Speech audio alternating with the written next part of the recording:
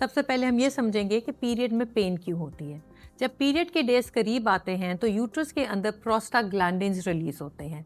Prostaglandins का main function ये है कि यूट्रस की कॉन्ट्रैक्शंस स्टार्ट करता है। कॉन्ट्रैक्शन होती है तो यूट्रस की जो लाइनिंग है वो शेड होती है, डिस्कार्ड होती है, ब्लीडिंग के फॉर्म पे बाहर निकल जाती है।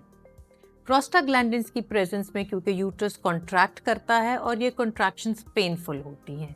ये देखने में आया है कि यंग बच्चियों में अक्सर 50 to 90% बच्चियों को पीरियड पेन होती है और पेन की शिद्दत एक बच्ची और दूसरी बच्ची वेरी करती है। कईयों को माइल्ड पेन्स होती हैं जो कि ज़्यादा डिस्कम्फर्ट नहीं करती, कईयों को मॉडरेट पेन और कईयों को तो इतनी स्वेयर पेन होती है कि उनकी नॉर्मल डेली लाइफ रूटीन भी अफेक्ट हो जाती है। स्कूल से भी नागा करना पड़ता है या कॉलेज या वर्क प्लेस पे भी नागा करना पड़ता है। इतनी शिद्दत की पेन 1 या 2 दिन तक रहती है।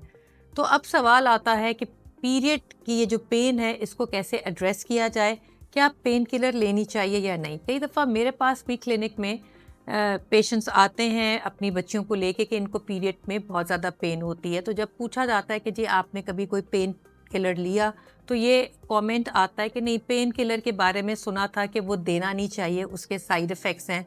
तो भी बेचारी बच्ची सिर्फ बर्दाश्त करती है, लेकिन हमने पेन किलर नहीं दिया। तो ये इसीलिए ये वीडियो का मकसद ये था कि आपके ज़हन में जो मिसकंसेप्शंस हैं या गलत फहमियाँ हैं इन दवाइयों को लेके वो क्लियर हो जाए।